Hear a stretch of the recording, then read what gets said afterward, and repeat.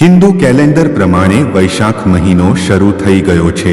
આ મહિનો 22 મે સુધી રહેશે।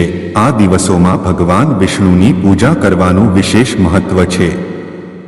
આ દિવસોમાં સૂર્યોદય પહેલા જાગીને સ્નાન અને પૂજા કરવામાં આવે છે। સ્કંદ પુરાણમાં વૈશાખ મહિનાને બધા જ મહિનામાં ઉત્તમ ઉલ્લેખવામાં આવ્યો છે। પુરાણો પ્રમાણે જે વ્યક્તિ આ મહિનામાં સૂર્યોદય પહેલા સ્નાન કરે છે અને વ્રત રાખે છે તેઓ ક્યારેય દરિદ્ર થતા નથી। તેમના ઉપર ભગવાનની કૃપા બની રહે છે।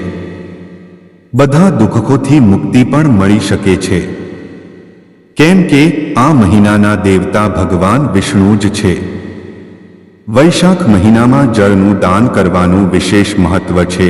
સ્કંદ પુરાણમાં ઉલ્લેખવામાં આવ્યું છે કે મહિરથ નામના રાજાએ માત્ર વૈશાખ સ્નાનથી જ વૈકુંઠ ધામ પ્રાપ્ત કર્યું હતું। આ મહિને સૂર્યોદય પહેલા કોઈ તીર્થ સ્નાન, સરોવર, નદી કે કૂવા ઉપર જઈને અથવા ઘરે બેસીને જ સ્નાન કરવું જોઈએ। ઘરમાં સ્નાન કરતી વખતે પવિત્ર નદીઓના નામનો જાપ કરવો જોઈએ। સ્નાન બાદ સૂર્યોદય વખતે સૂર્યને અર્ઘ્ય આપવું જોઈએ। વૈશાખ મહિનામાં શું કરવું? 1.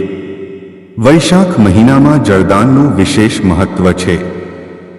આ દિવસોમાં પર્વની સ્થાપના કરાવો અથવા કોઈ પર્વમાં માટલાનું દાન કરો। 2. કોઈ જરૂરિયાતમંદ વ્યક્તિને પંખો, તરબૂચ, અન્ય ફળ, અનાજ વગેરેનું દાન કરવું જોઈએ। 3.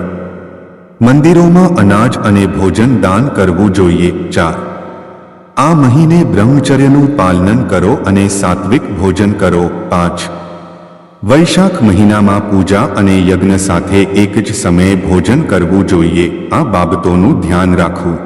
વૈશાખ મહિનામાં શું ન કરવું? 1. આ મહિને માંસાહાર, દારૂ અને અન્ય દરેક પ્રકારના નશાથી દૂર રહો। 2. વૈશાખ મહિનામાં શરીર ઉપર તેલ માલિશ કરાવવી જોઈએ નહીં। 3. દિવસમાં સૂવું નહીં। 4. કાંસાના વાસણમાં ભોજન કરવું જોઈએ નહીં। 5. રાતે ભોજન કરવું જોઈએ નહીં અને પલંગ ઉપર સૂવું જોઈએ નહીં।